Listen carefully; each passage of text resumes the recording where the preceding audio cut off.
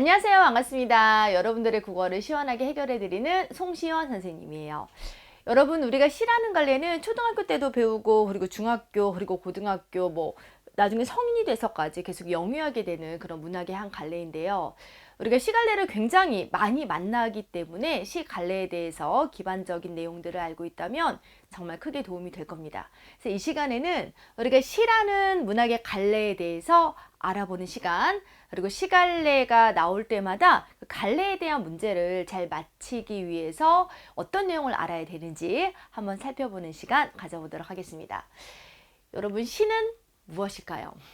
우리가 마음속에 생각이나 느낌이 항상 있잖아요. 그래서 다양한 그런 마음속에 있는 생각이나 느낌을 마치 노래를 부르는 느낌을 주는 것을 바로 운율이라고 합니다. 리듬감인데 그 운율이 있는 언어로 그렇죠. 구구절절 자세하게 사건과 인물과 배경을 통해서 드러내는 것이 아니라 압축해서 함축적으로 그 시어 안에 특별한 의미를 담아서 짧게 표현하는 문학의 한 갈래를 우리가 시라고 합니다. 따라서 시를 기억할 때 느낌을 나타내는 거다. 그리고 운율이 있는 언어이다. 그리고 압축해서 드러낸다 라는 것을 꼭 기억하세요. 여러분, 시의 형식적인 요소는 행, 연, 음보와 같은 것들이 있는데 아마도 행연의 개념은 다 알 거예요. 여러분, 행이라는 것은 이렇게 한 줄을 말합니다. 그래서 시를 구성하는 한 줄을 행이라고 하죠.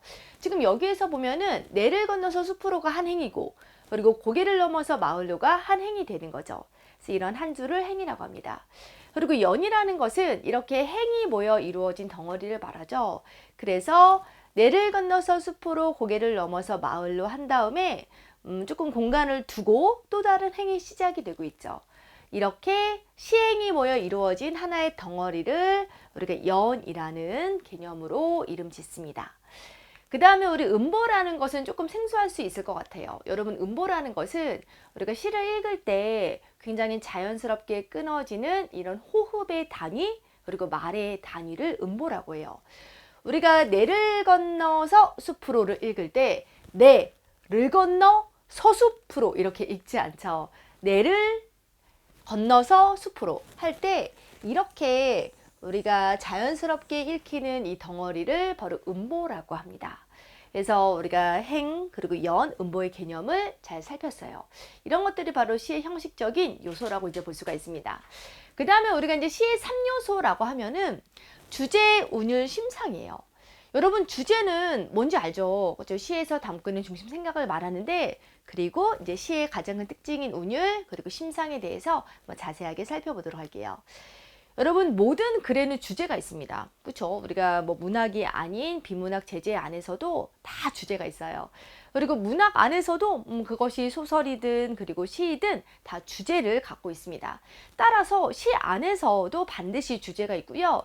그리고 시는 어떤 시적 화자의 그런 마음이라든가 그리고 정서라든가 그런 느낌을 담은 것이기 때문에 아마도 시의 주제는 이런 정서가 무엇인지 감정이 무엇인지 그런 것 등이 바로 시의 주제가 되겠죠. 그래서 시를 쓴 사람이 읽는 이에게 전하고자 하는 중심 생각인데 시는 주로 주제가 바로 시적 상황에서 느끼는 특정 정서가 주제가 됩니다. 그 다음 우리 운율인데요. 이 운율은 정말로 시의 특징적인 점이죠. 여러분, 우리가 그냥 글을 읽는 게 재밌어요? 아니면 노래를 듣는 게 더 즐거워요?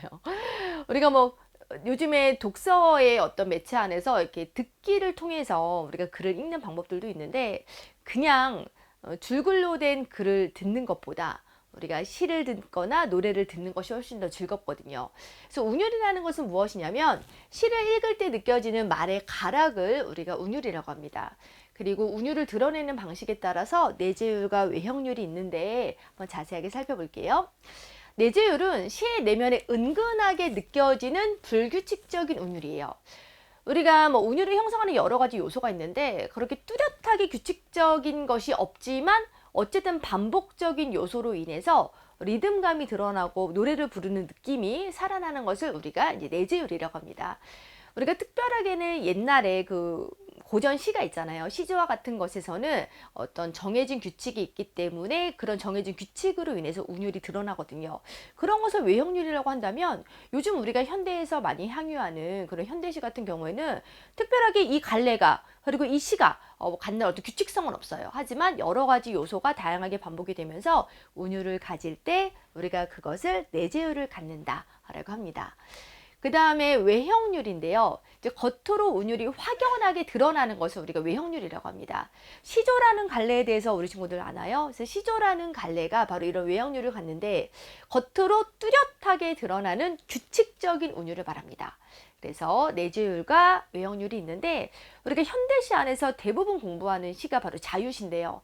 이런 자유시는 내재율을 갖는다는 것을 여러분이 좀 생각을 해주시면 좋을 것 같습니다. 그러면 운율을 형성하는 요소인데 한마디로 말해서 운율을 형성하는 요소는 반복이에요. 어떤 요소이든지 간에 반복이 되면 운율이 형성이 되는데요. 첫 번째로는 글자 수가 반복이 되는 경우가 있습니다. 나무가 높다, 바다가 깊다, 하늘이 넓다. 가 이제 한 행씩 처리가 된다라고 할 때 나무가 높다 5글자, 그리고 바다가 깊다 5글자, 하늘이 넓다 5글자죠. 이렇게 5글자가 3번 나왔어. 그래서 글자 수가 반복되면서 운율이 형성이 되기도 하고요. 우리가 앞에서 음보는 자연스럽게 끊어있는 단위를 음보라고 했는데 이 음보의 반복을 통해서도 운율이 형성이 됩니다. 시조와 같은 갈래는 딱 사음보의 율격을 갖거든요. 우리가 시를 지을 때 딱 사음보로 끊어 지어야 돼요. 그래서 걔는 그냥 당연히 사음보의 율격을 갖는 거죠. 그리고 이제 여기서 보면은 바람이 분다. 이음보죠. 나무가 흔들린다. 이음보예요. 그리고 잎이 떨어진다. 이렇게 두 마디로 자연스럽게 끊어 읽힙니다. 이음보, 이음보, 이음보가 반복이 되면서 운율이 형성됨을 알 수가 있겠죠. 또한 같은 소리나 단어의 반복을 통해서도 운율이 형성이 됩니다. 꽃이 핀다, 꽃이 진다, 꽃이 다시 핀다. 그냥 글로 자연스럽게 읽었을 뿐인데 마치 노래를 부르는 그런 느낌을 주고 있죠. 그러면 무엇이 반복되고 있는지를 볼게요. 꽃이라는 시어가 반복이 되고 있고요. 그리고 핀다, 핀다가 또 반복이 되고 있어요. 그리고 우리가 핀다에 니은이 있잖아요. 그리고 진다의 진에도 니은, 그리고 다시 핀다의 핀에도 니은이에요. 그리고 다라는 말도 반복이 되고 있습니다. 이렇게 특정 자음과 모음의 반복, 그리고 꽃과 같은 단어의 반복, 그리고 핀다, 핀다와 같은 역시 단어의 반복, 그리고 다와 같은 어떤 종결어미의 반복. 이렇게 같은 소리라든가 같은 음의 반복을 통해서도 운율이 형성이 됩니다. 그러고 보면은 운율은 어떤 같은 구성 요소의 반복을 통해서 그것이 글자 수든지 간에 그리고 음보든지 간에 같은 소리든지 간에 단어의 반복을 통해서 운율이 형성되는구나 라는 것을 알 수가 있죠. 또한 비슷한 문장 구조의 반복을 통해서도 운율이 형성이 됩니다. 별이 빛난다, 달이 빛난다, 불빛이 흔들린다 라고 할 때 이 뭐뭐한다, 이 뭐뭐한다, 이 뭐뭐한다 와 같은 문장 구조가 이렇게 반복이 되고 있죠. 그런 것을 통해서도 2번 이상 나오는 것을 반복이라고 하는데 그런 문장 구조가 2번 이상 나오는 반복을 통해서도 운율이 형성이 됩니다. 여러분 의성어는 소리를 흉내낸 말이고요. 그리고 의태어는 모양을 흉내낸 말이죠. 그런데 이런 의태어나 의성어는 같은 말의 반복이 굉장히 많이 나타나거든요. 유리창이 흔들리는 소리를 표현한 의성어, 쨍그랑 쨍그랑. 지금 쨍그랑이라는 말이 2번 반복이 되고 있잖아요. 그래서 운율이 형성이 되고요. 그리고 다른 의성어라든가 의태어를 가지고 와봤습니다. 이런 의성어, 의태어 안에서도 그쵸 같은 말의 반복이 나타나고 있습니다. 쿨쿨, 쿨 2번. 그리고 흑흑, 흑 2번. 깔깔, 깔 2번. 반짝반짝, 출렁출렁, 펑펑에서도 지금 같은 말의 반복이 나타나고 있어요. 그래서 의성어, 의태어 자체가 같은 말의 반복으로 이루어진 것이기 때문에 운율이 형성된다라고 생각을 해볼 수가 있습니다.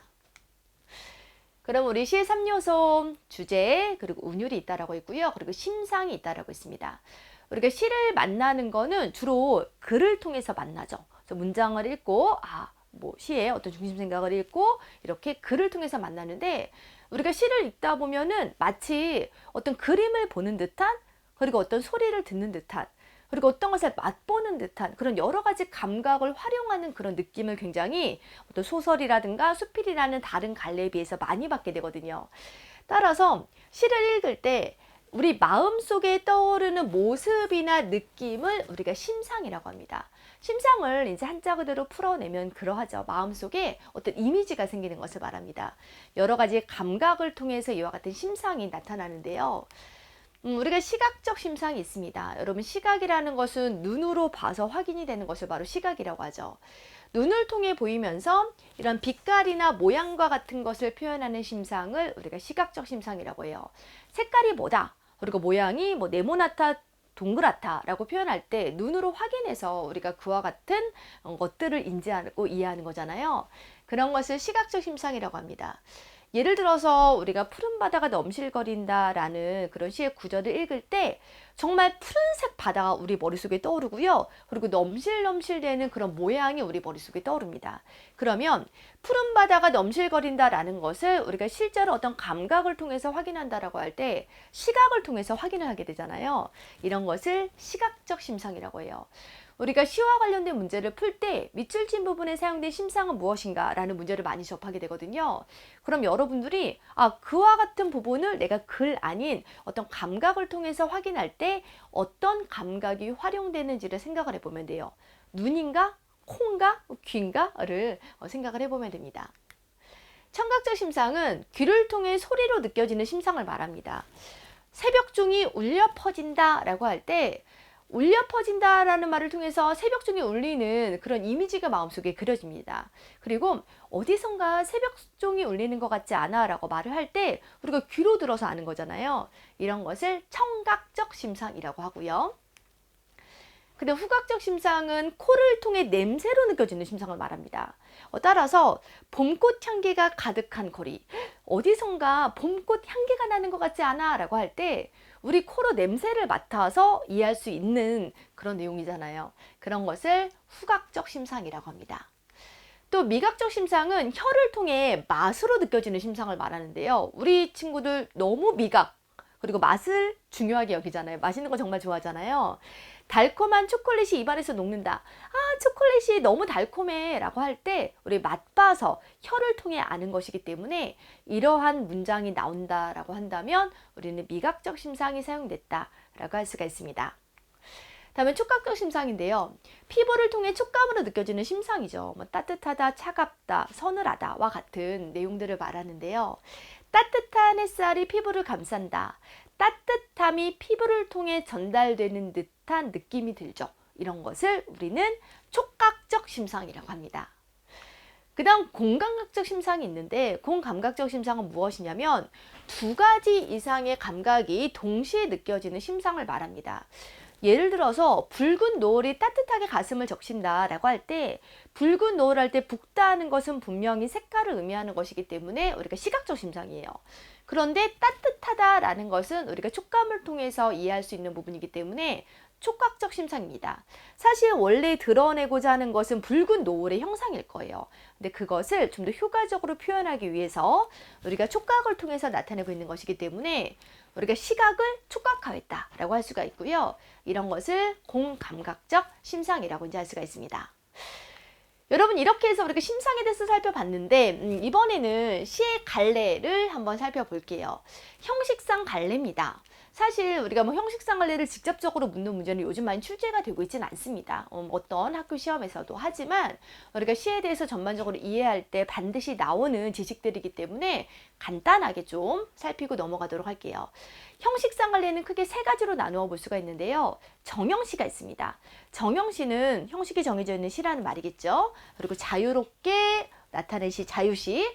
그리고 식인시인데 마치 산문의 형태로 나타낸 시를 우리가 산문시라고 할 수가 있어요. 살펴볼까요?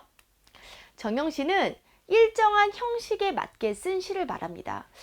여러분, 정형시는 이렇게 생각을 하면 돼요. 우리가 1910년대에 이제 자유시가 처음 나오게 됩니다. 그러면 1910년 이전에 모든 고전 시가는 정형시였다는 거예요.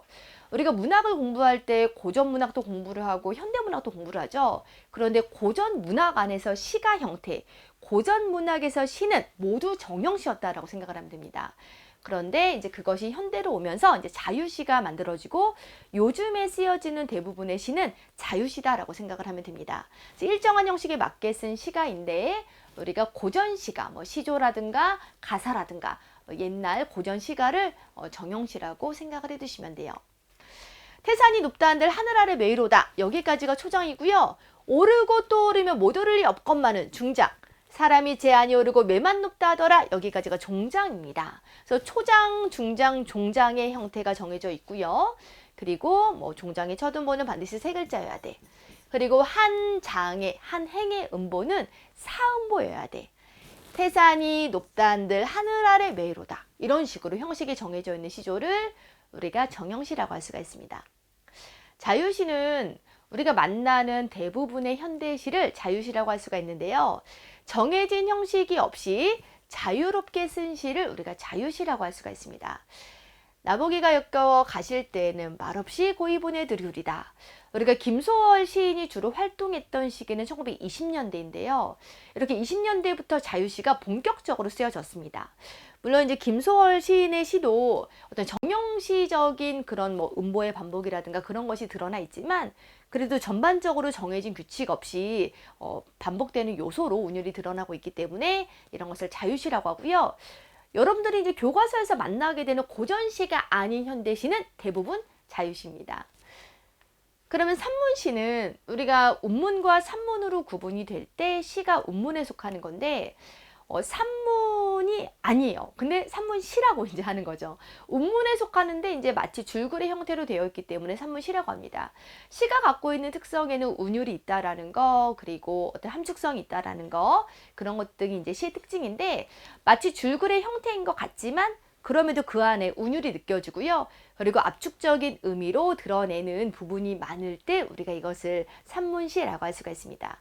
행의 구분이 없어요. 여러분 산문시는 연의 구분이 있을 수 있거든요. 근데 행의 구분은 없이 줄글로 쓴 시를 산문시라고 할 수 있어요.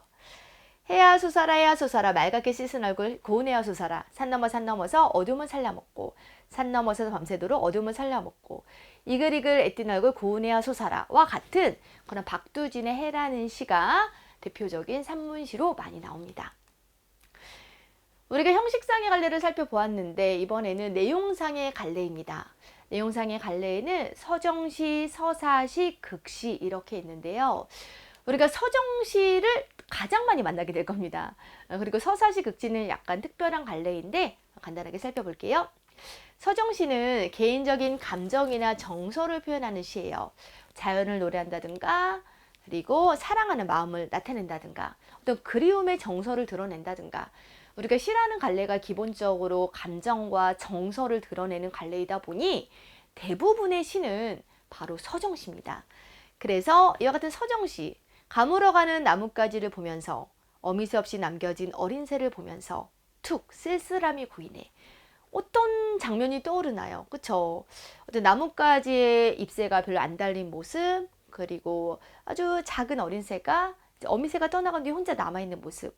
그러한 모습을 그리면서 그리고 시적 정서를 직접적으로 밝히고 있습니다. 쓸쓸함이 고이네라고 말하고 있기 때문에 이렇게 쓸쓸함과 같은 어떤 개인의 감정과 정서를 그리고 있는 것을 우리가 서정시라고 해요. 그 다음 서사시는 우리가 서사적이다라는 특성은 주로 소설의 특성으로 많이 나타내는 특성이거든요. 서사라는 말은 시간의 흐름에 따른 일정한 줄거리가 있다는 뜻이에요. 사건의 순서대로 쓴 시라는 말 자체가 우리가 보통 알고 있는 시의 특성에서 벗어나는 거죠. 우리가 시에는 사건이 없어요. 일반적으로는요. 그런데 이 서사시는 굉장히 길고 그리고 시간의 흐름에 따른 사건이 존재합니다. 그런 것을 서사시라고 하는데 어떤 역사적인 사건이라든가 신화를 드러낼 때 그리고 영웅의 이야기를 담을 때 이런 서사시가 많이 활용이 되는데요. 우리가 우리나라의 시에서 서사시라고 하면은 1920년대의 시 어떤 김동완의 국경의 밤이라는 시가 서사시 대표적인 예로 많이 나옵니다.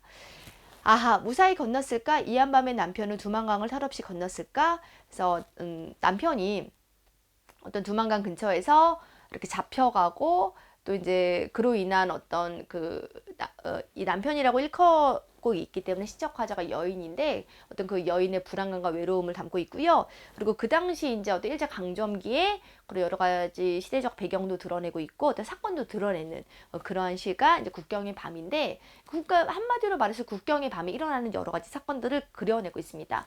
하지만 연이 구분되어 있고 그리고 이제 반복적인 요소로 인해서 또 운율도 드러나는 경우도 있지만 이런 것을 서사시라고 할 수가 있죠.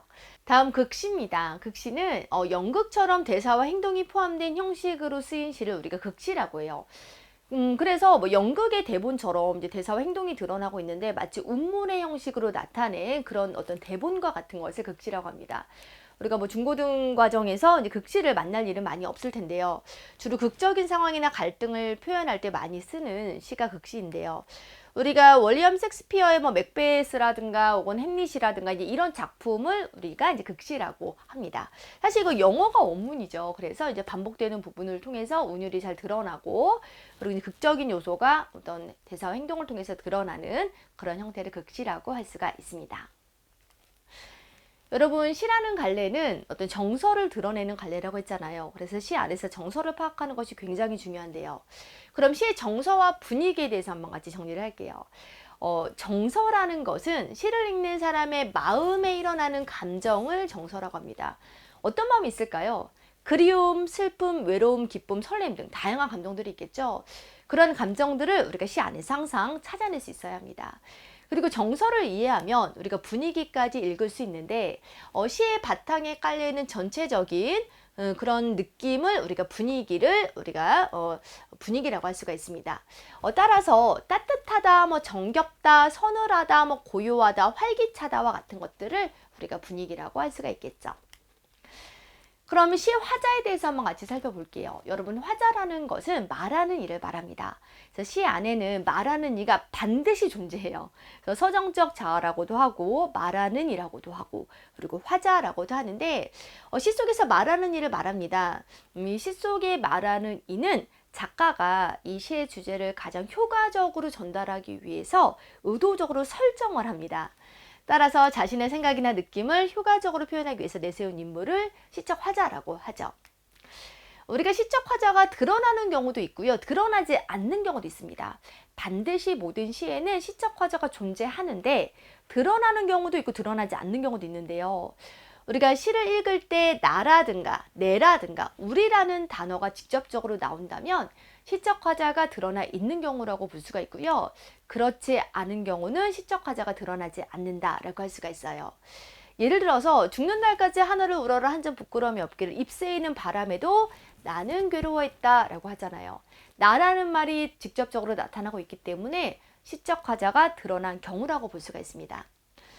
그래서 나 혹은 내라는 단어가 나오지 않고 뭐 누군가가 말하고 있다면 이 경우는 시적 화자가 존재하지만 시적 화자가 드러나지 않는다라고 할 수가 있는데요. 폭포는 고든 절벽을 무서운 기색도 없이 떨어진다 등등으로 쭉 나아가는 김수영의 폭포라는 시에는 주어진 부분에 나라는 말이 없잖아요. 그래서 시적 화자가 존재하지만 시적 화자가 드러나진 않는다라고 할 수가 있습니다. 여러분, 이번에는 시어의 특징을 같이 살펴볼게요. 시 안에서 쓰이는 시어는 어떤 특징을 가질까요? 소설 안에도 우리의 말이 쓰이고 그리고 여러 가지 다른 갈래도 말이 쓰이지만 우리가 특히 시 안에서 쓰이는 말, 시어의 특징에는 무엇이 있을까요? 일단 시는 운율이 있다라는 가장 큰 특징이 있죠. 그래서 리듬감이 있습니다. 그래서 운율이 있어서 리듬감이 느껴진다라는 것이 시어의 가장 큰 특징이고요. 그리고 심상이 많이 활용이 돼요. 우리 심상은 이제 뭔지 잘 알잖아요. 그래서 생생한 이미지를 형성을 합니다. 마치 하나의 그림을 보는 듯한 느낌, 뭔가가 들리는 듯한 느낌, 뭐를 맛보는 듯한 그런 느낌, 여러 가지 다양한 심상들을 우리가 시어 안에서 느껴볼 수가 있어요. 더불어서 우리가 시어는 함축적인 의미를 지녀서 단순한 표현보다 깊은 해석이 가능합니다. 함축적인 의미라고 하는 것은 무엇이냐면 우리가 시 안에 특별한 의미가 있어서 그것을 우리가 일상이라든가 어떤 사전 안에서 보이는 그런 의미가 아니라 그 시 안에서 특별하게 쓰이는 그런 의미가 존재한다는 겁니다. 그래서 우리가 하늘에서 내리는 그런 하얀 눈이 시 안에서 쓰일 때는 어떨 때는 시련, 고난의 의미도 쓰이고요. 또 어떨 때는 순수함의 의미로도 쓰일 수 있는 거죠. 그래서 우리가 시를 잘 해석하기 위해서는 이러한 시어의 함축적이고 특별한 의미가 무엇인지를 잘 알 수 있어야 합니다. 그리고 또한 시적 허용이 적용된다. 문법적으로 우리가 틀린 부분이라든가 그리고 표준어가 아닌 것들이 시 안에서는 뭐 운율을 드러내기 위해서 혹은 특별하게 의미를 강조하기 위해서 많이 나타납니다. 그래서 문법적으로 틀린 부분이지만 시 안에서는 허용을 해주는 그런 시적 허용이 쓰인다라는 것도 꼭 기억을 해주세요. 그 다음에 우리 시어의 특징을 또 보면은 비유와 상징 등의 표현이 많이 사용이 됩니다. 시는 굉장히 간결하고 짧잖아요. 그래서 효과적으로 굉장히 생동감 있게 보다 잘 선명하게 드러내기 위해서 비유적인 표현이라든가 그런 상징과 같은 그런 여러 가지 다양한 표현법 등을 많이 활용을 한다라는 거죠. 그래서 의미를 직접적으로 드러내기보다는 비유나 상징을 통해서 암시적으로 간접적으로 드러내고 있다라는 거고요. 그리고 시는 정서를 드러내는 관례이고 어떤 특정한 시적 분위기가 잘 형성이 되는 시일수록 좋거든요. 그래서 시의 분위기와 감정을 효과적으로 전달하는 역할을 합니다. 여러분 시에 관한 전반적인 관례에 대해서 잘 이해를 했나요? 그럼 우리가 잘 이해했는지 한번 문제를 통해서 확인해 볼게요.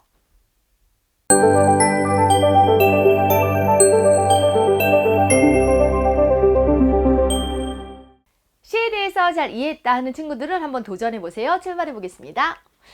시는 반드시 일정한 형식을 따라야 한다라고 되어 있는데 일정한 형식이 정해져 있는 정형시도 있지만 그렇지 않은 자유시도 있습니다. 그래서 옳지 않죠. 그 다음 시의 화자는 반드시 시인 자신을 의미한다라고 했는데 그렇지 않습니다. 시인은 가장 효과적으로 주제를 전달할 수 있는 시적 화자를 설정을 합니다. 그래서 만약에 시인이 남자일 때 시적 화자를 여성으로 세우기도 하고요. 그리고 혹은 시인은 실제로 이제 성인 남성인데 시적 화자를 어린 아이로 내세우기도 합니다. 그래서 맞지 않습니다. 그다음 운율은 시를 읽을 때 느껴지는 말의 가락이다. 여러분 맞죠? 그리고 이 운율은 시의 굉장히 큰 특징이기도 합니다. 서정시는 감정을 표현하는 시의 관례이다. 맞습니다. 우리가 내용상 나눌 때 서정시는 시에서 어떤 감정이라든가 정서를 드러내는 관례에 속하죠. 맞습니다. 여러분 극시는 연극적인 요소를 포함하는 시가 되겠습니다. 맞아요. 그래서 연극에서 나타나는 말과 행동이 운문의 형식으로 운율이 있는 형태로 드러낼 때 우리가 극시라고 할 수가 있습니다. 다음 시각적 심상은 눈을 통해 떠오르는 이미지와 관련이 있다라고 했는데 맞죠. 시각적 심상은 뭐 빛깔이라든가 모양 등 눈을 통해 확인이 되는 이미지를 시각적 심상이라고 할 수가 있습니다. 다음 자유시는 일정한 형식이 없이 자유롭게 쓰인다라고 했어요.